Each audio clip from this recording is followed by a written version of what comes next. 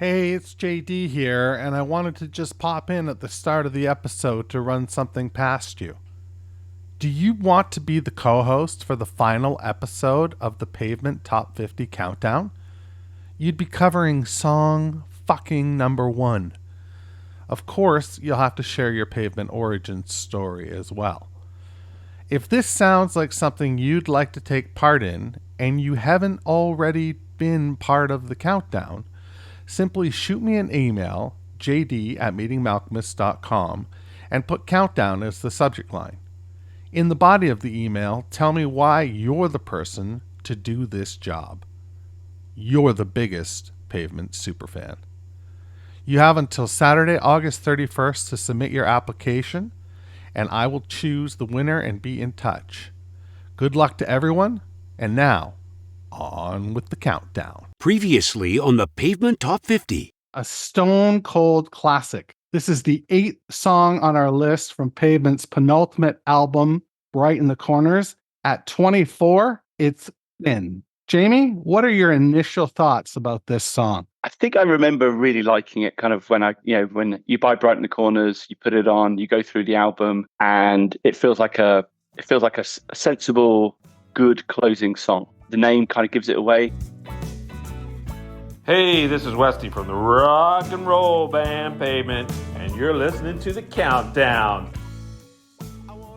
Hey, it's JD here, back for another episode of our Top 50 Countdown for Seminole Indie Rock Band, Pavement. Week over week, we're going to count down the 50 essential Pavement tracks that you selected with your very own top 20 ballads. I then tabulated the results using an abacus and a woman named Helen, who frankly looked kind of lost. How will your favorite song fare in the rankings? You'll need to tune in to find out. So there's that. This week we're joined by Pavement superfan, Brian from New Jersey. Brian, how are you doing, motherfucker? I'm doing all right. How are things in Canada? Things are just dynamite. The sky is bright blue. The clouds are nice and fluffy. It's sunny. You know, I'll take sunny even if it's a little bit below zero. Just rather than that gray shit that just, ruins everything. Yeah. How about you? Everything's great here. Yeah, it's the weekend. Just getting to hang out. I'm getting to talk about Pavement. Yeah, that's pretty good, right? Yep. Well, let's do that then. All right. Let's get your Pavement Origins story. So my Pavement Origins story, I feel like it is the most down the middle ordinary one, but it's also, from listening to your podcast, it's essentially the inverse of yours. Okay. So I was a college radio DJ in the early 90s, and our college radio station, the music director would call us into his dorm like once a week or once every other week. All the DJs would come in and he would have all of the recent releases, and we would hit play and just see what was happening and what we might want to play on our radio shows and stuff like that. And I remember Slanted and Enchanted dropping into this gathering, and, he hits play on Summer Babe. And it was amazing. I'm a drummer, so I'm listening to this, and this great song, one of the hooks is the hi-hats. Yeah, that hi-hat wiggle or whatever you want to, what do you call that? I don't know. Wiggle's as good as anything, but like, think of another song where like part of the hook is, a little hi-hat flourish. So that blew my mind. And then, Trigger Cut comes right after that. So I went from never hearing of this band to, I'm probably like 19, sitting in a college dorm, listening to Slanted and Enchanted, and I am 1,000,000,000% in. Like, it's everything I like. It's everything I love. So I was then just like, I was there for each record coming out, and I bought them as they came out. And I went to see the Crooked Rain tour, and I saw them on Lollapalooza, and I saw the Brighton the Corners tour. And I think by the time Brighton the Corners came out, I was a music journalist in Philadelphia, and I'm pretty sure, Wild. I'm pretty sure I wrote a review of Brighton the Corners for Somewhere. I bought Terror Twilight. So I bought all of them when they came out. I did not see, I missed the Terror Twilight show. I went to the other night of the Matador anniversary show because the other one was headlined by Yola Tango, and they're my number one. I don't miss them. And a buddy of mine went to the other one and said that the Pavement show, that was when he had like the, Malcolm has had the handcuffs dangling off of his microphone stand to show his displeasure. And then, after that, it went from being a present tense thing to Pavement went into past tense. And I bought the reissues when they came out. But I wasn't, when they got back together and were playing in Central Park, I think my son had just been born. So I didn't go see that, but they were really just kind of a past tense thing for me. And then kind of two additional things happened. The first was the pandemic.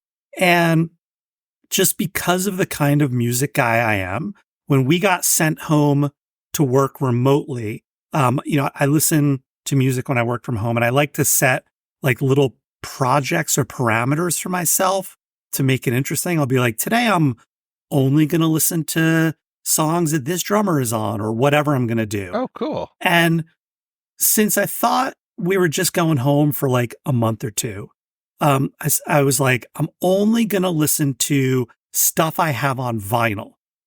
No CDs, no streaming. It's just going to be vinyl. It'll make me stand up every 20 minutes and, it'll just be like a fun little parameter because I have a bunch of vinyl, but it's not the biggest part of my collection. And the only Pavement I had on vinyl, I had this I had this extra live LP that Matador sold along with the Brighton the Corner Nicene Credence reissue. It's okay. But I also had Terror Twilight, which I had listened to, I bought it on vinyl, I listened to, and I was like, there's no Spiral songs on here. It feels kind of clean. It just didn't connect. But by that time I was listening to your podcast, and this was the only one that under my rules I could really listen to. So I listened to the shit out of Terror Twilight, in 2020. So it had, it'd been out and somewhere in the back of my head for a while, but I really engaged with it. And so now I'm like all in on Terror Twilight all these years later.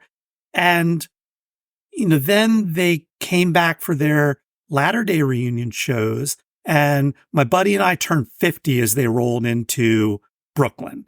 And so we're like, and he lives not far from King's Theater. So we're like, we're going. And we went to one of the King's Theater nights in Brooklyn, and this is like the fourth or fifth time I've seen them. And suddenly, this was the best I'd ever seen them play. This is what I'm hearing. This is what I'm hearing about 2022. It was amazing. I mean, I guess like I would describe when I went to those shows during the initial run, like everyone was playing their parts as best they could. Or, and which was very good, but they were all just kind of doing their part of the band. Yeah. On this tour, they were together. I thought so too. And like Malcolmus was almost like a master of ceremonies. And I felt almost like Spiral was like the music director, like from the big band days. And they were together. And the songs sounded better. They had the visuals going in the back. There was the big crowd, and it was just, my buddy and I, who, again, we'd heard Slanted and Enchanted in college when it came out, and we're looking at each other like we couldn't believe that this was the best Pavement show we'd ever seen. That's amazing. It just didn't seem possible. Right. Because that's not what reunion tours are for. No, not typically. And then I'll just add, as part of my origin story, it's made me have a different extension of my origin story listening to you and the other people you have on the podcast who generally seem to have come in around Terror Twilight or even after the initial run. This may sound pretentious or silly or whatever you want to say, but it felt like you're not as invested in the narrative that popped up around Pavement in that initial run. And that every record that came out was colored by the Pavement story. Does that make sense? Yeah, I think so. Because I think especially with like Wowie Zowie, Brighton the Corners, and Terror Twilight, when those came out, they were part of like a reaction to what had happened the year before with them. And it was hard to listen to those just sort of on their own merits because you were listening to them as part of the narrative. And it's fun, like getting the chance to listen to them, not like that, sort of inspired by the way you're hearing them and your experience with them and the other people that you talk to. And it's really, it's changed my relationship with a lot of the records and a lot of the songs. Oh, wow. Do you have a specific example of a song? Well, I think I'll give an album example instead. The narrative of Brighton the Corners when it came out was they got the shit back together after the, Wowie Zowie being all over the place. And also everyone, especially, and maybe especially people who are music journalists, were very into the REM connection because of the production. So I was sort of talking myself into hearing REM in that record. Because I'd heard Unseen Power of the Picket Fence and I knew that they had REM's producers and all that. So I was like, I listened to it as their REM record. And I've never thought of that. That's great. And now I can just listen to it as, here's some amazing Spiral Stairs songs and here's the band really playing together. Like that one might be the closest to how they're sounding now. That's a good call. Yeah. Yeah, I think so. So that's an example of, how it's changed here, getting out of the narrative. I'll also say something that colored, my initial run through Pavement, and I don't think I've heard you talk about this before, is when they were at their initial peak, they were this huge and overwhelming influence on like indie rock. So like I remember I was at Maxwell's the week that Crooked Rain coming out, not seeing Pavement, but just another band with, two distorted guitars and a slacky attitude or whatever. And in between all their songs, they talked about Crooked Rain. Like that was their stage banter. It was so like that. Are you serious? Yeah. Like it was just when Pavement did something, this small but invested community talked about it. And I remember getting this CD to review from this band called Number One Cup that no one's ever heard of. They didn't last very long. I think they only put out like one or two records. And the first song on the album, I remember kind of digging it, but feeling like it felt really familiar. So I'm playing it a few times and I realized you could sing the lyrics to Summer Babe to this song. And it like they were essentially just making Pavement songs. They were completely ripping them off.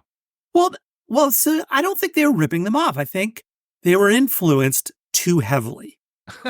That's so nice. But that's the thing is like Pavement was this huge influence because,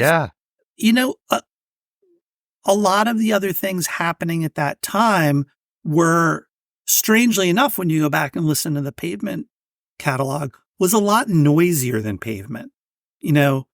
Archers of Loaf, Sonic Youth, Superchunk, all that stuff, like those are louder and punkier than Pavement for the most part.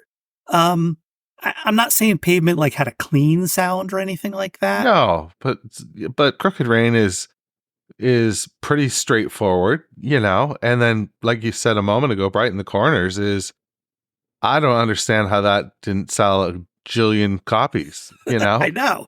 It's such a good record. Not It's that great. the other ones aren't, but it's like mainstream good. Yeah. I mean, I think if I'm putting my critic hat on, I think the answer to that is they chose the wrong single. Stereo is a weird single. Right. I don't think anyone hearing that would be like, get that right on the radio. And, this is my new manic pop thrill here. Right. Maybe start with Shady Lane. Yeah. Start with Shady Lane, something like that. That could have done it, but also, I mean, honestly, Cut Your Hair was a fluke. And I think it created this idea that Pavement could have hit singles. And maybe that just wasn't true. That's fair. I mean, do you think it's true? Like, do you think they could have been like a hit singles band? There's just some song every once in a while you hear it's not like Father to a Sister of Thought. Like I can see that being in like on a TV show, like playing in the background near the end of the show when, they're wrapping things up. But no, I suppose you're right. Few and far between. There, there's a few that you can look at and say, okay, yeah, this has got the makeup of a mainstream hit song, but you're right, not many, because they were doing things that were very different than the mainstream, very different.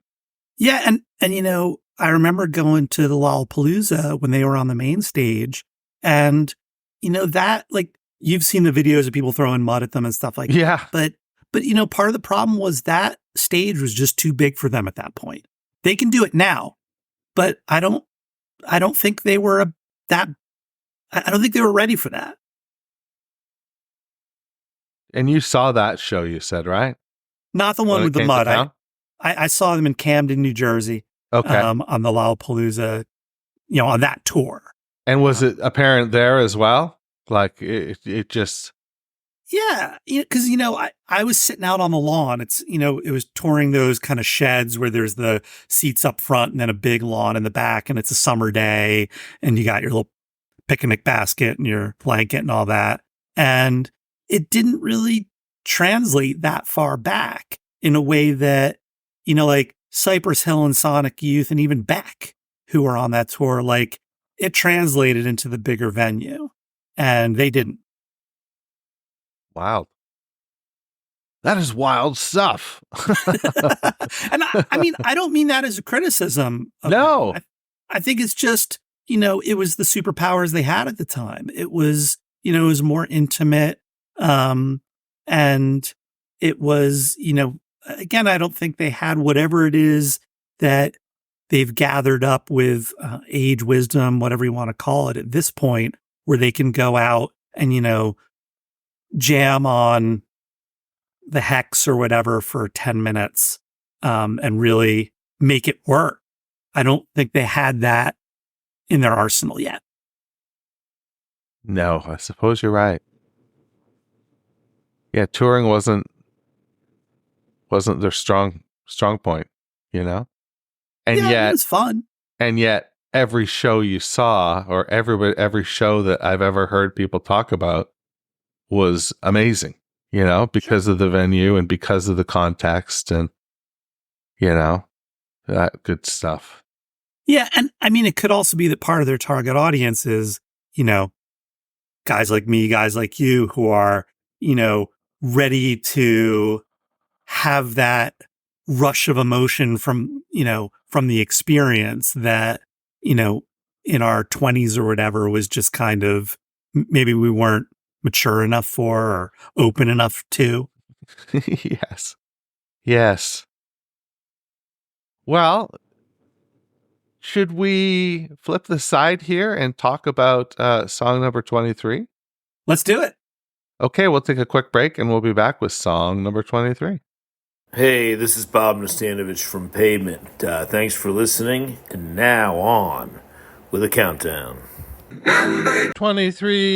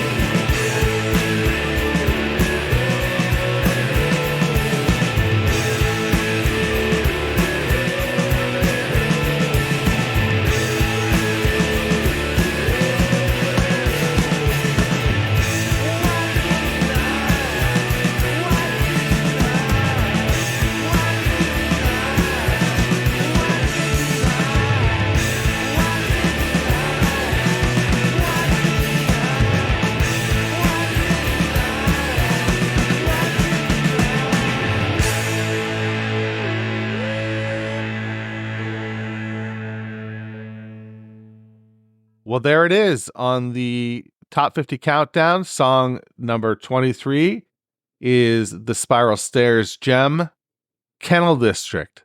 Brian from New Jersey. Give me the goods. This is ridiculously underrated. I'm going to say this one's top 5. Well, I'll caveat that either this or Date with IKEA, which in my mind, they're kind of, they're like fraternal twin songs. Yeah. You got to have a Spiral song in the top 5. Like the Pavement founding documents say, this is a band founded by SM and Spiral Stairs. And if that top 5 is all coming out of Malcolmus, I think you've done something wrong, you know? And if you're going to have a Spiral song in the top 5, I would do this one. It's amazing. I mean, it was a lot of fun on the reunion tour. Yes. And that's, you know, I remember the night I went to King's Theater, they did not play Summer Babe and they did not play Here, but they played Kennel District. And I remember having like my little list of songs in my head that I was going to be bummed if I walked out and they didn't play. And that was one of them, but they tore it up. It was a highlight of the show. Wow. Yeah, that's great. And, you know, one of the things, you know, I mentioned earlier, I'm listening to this a little bit as a drummer. One of the things I hear in the song, and I'm curious if you hear this too, I think it's a Gary drum beat in this tune. Really? Yeah, it's got that little like off-kilter stumble. It's not, you know, it's not evenly distributed beats. It kind of lurches a little bit as it's going forward. I hear it like I hear it as Westy playing a Gary beat rather than playing, you know, Westy style on this. You know, there's something to that because in my conversations with Spiral and then the tracks that ended up, I think, on the Nicene Creators edition, where it's just Gary and Spiral doing songs. Maybe it was around Terror Twilight time, actually, where it was them doing songs. And, you know, Scott's always had a pretty big place in his heart for Gary, you know? So I wonder if, you know, in creating the song, even he was like, Westy, can you give me something Gary-ish, you know? Ah, that's interesting. It's there. And, you know, I think the other reason I love the song is like, even though this is, you know, halfway through the catalog in Wowie Zowie, I don't know that this would have been completely out of place on the early EPs. It's got that like overdriven driving guitar. It's got the Gary beat. It's got the distorted vocals, but then the like sing along or shout along refrain that carries you out. Like it's, you know, if you place this next to, you know, on the same 7 inches debris slide, I don't think you'd be like, one of these was recorded many years later and I can hear it so clearly. You know, I think they're akin. It's got a little bit more sheen, obviously. Yeah. But the, you know, it's like the ingredients and the style are classic Pavement rather than, you know, latter Pavement or whatever you want to call it. Right. Yeah, I think. Do you have a beat on what it could be about? No, like this, I like any called Pavement up, song, too tough, right? It's too tough, and this one is even like I was, you know, doing a little internet trolling for the lyrics. Like the internet doesn't even agree what these lyrics are. Oh, really? Yeah, I mean, I found, you know, especially the first line of the second verse. You know, I found the one I've got up on my screen right now says, "I can't believe she's married to Roe." Like, yeah, like fish egg Roe. I have too. And there's no way it's that. And I remember just in Googling a little, like I found a couple others that, you know, a couple other theories, but I find that hard to believe that's the lyric. Yeah, me too. So maybe that's why he's so incredulous. He can't believe it. Yeah, maybe. I mean, I also know that there's a lot of songwriters, and you've talked to Spiral a lot, so maybe he's given you some more insight into his process. But I know when you hear from a lot of songwriters, they talk about laying down the track first and just kind of putting some nonsense sounds or lyrics over it, and then some people will sit and write something very considered and serious when they go to do the lyrics. And then some people be like, oh, I almost said the word robe there. I guess I'll just stick with it. I wonder if that's what happened here. Yeah, because it's an interesting song because you're right. I don't quite know what it's about, but it makes me feel something. Mm-hmm. Because the last, because of the chorus, whatever you want to call it. Why didn't I ask? Why didn't I ask? Why didn't I ask? And then going out, there's something really almost painful about that question, you really feel for the protagonists here. Yeah, what the fuck, man? Why didn't you ask? And what were you asking about? And why is it important to you? And all the rest. But at the very least, can you answer me the question, why didn't you ask? Right. And then the delivery with, the guitars, the beat, the build up, you're not only singing along about regret, but you're doing it with your fist in the air, you're just you're all jacked up about regret. And, there's nothing not to love about this song. Yeah, it's a good one. And, I'm kind of curious. I know you've talked to Spiral a lot. Based on the sort of relationship you've built up with him over the last few years, do you have a sense of what he goes for in his songwriting, how he's expressing himself? It's really changed, I think. I think that his vocal has become much more of a tool. He used to sort of sing with that, almost break, almost that pubescent break, when he sang, and now his voice is sharp, it is right on.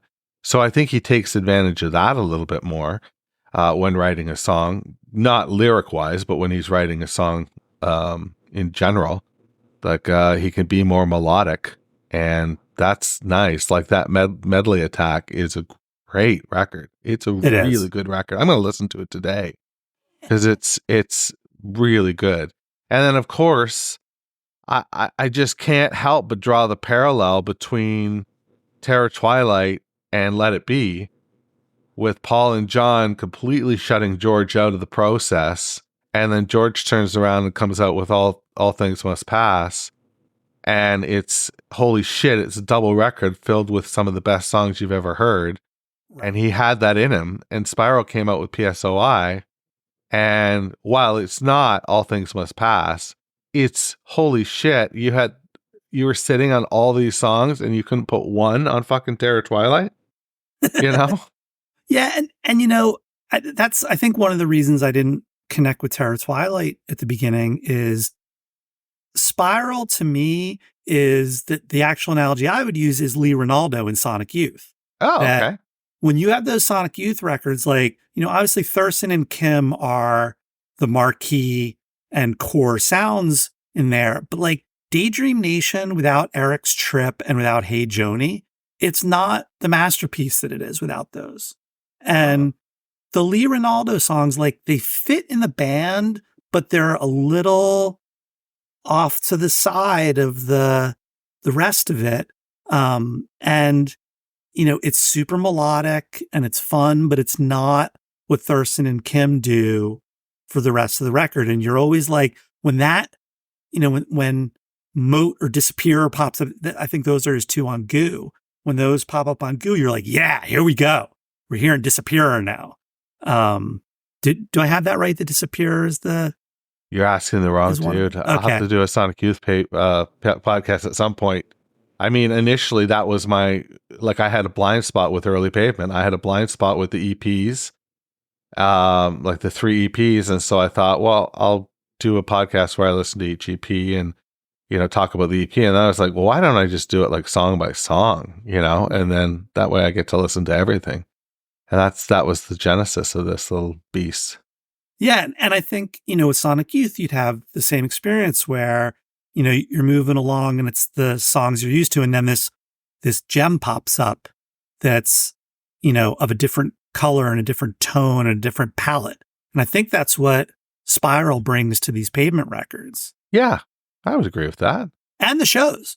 Like when you get that Spiral break, when Kennel District comes out or Date with IKEA, you're like, fuck yeah, here we go. We're doing this now. Yeah. And we'll get back to that Malcolmus thing.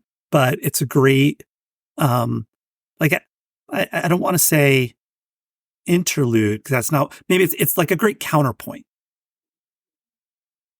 Yeah, there's a bit of yin and yang, right?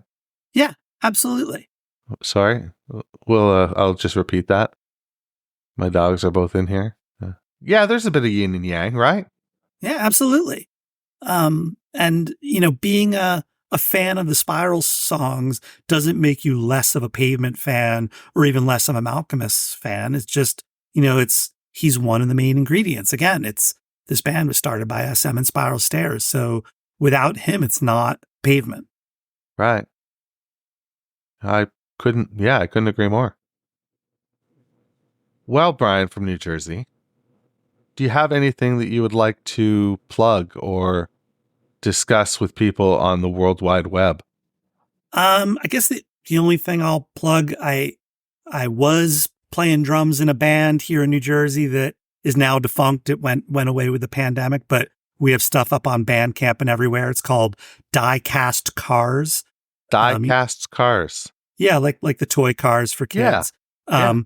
It would very much appeal to fans of Pavement. We are noisy and a little sloppy, but a little poppy and a little rocky and all that kind of stuff. And the guitars are loud. And we also have one of the guitar players, didn't write as much as the other, but he's the Spiral, the Ronaldo of Die-Cast Cars, and that he's got, 2 or 3 things in what we have on the Bandcamp page, and they're gems.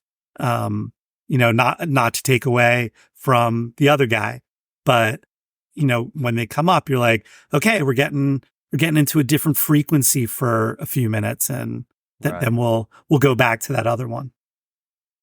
Cool. Well, check out Die-Cast Cars on Bandcamp, everybody.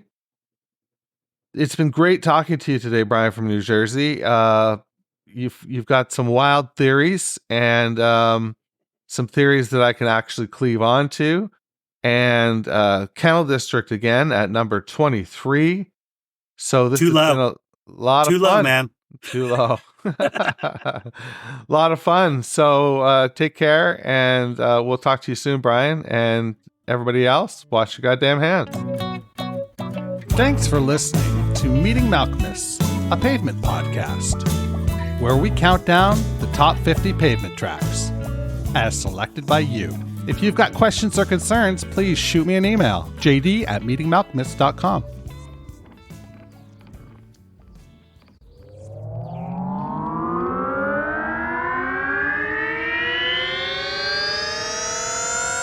Do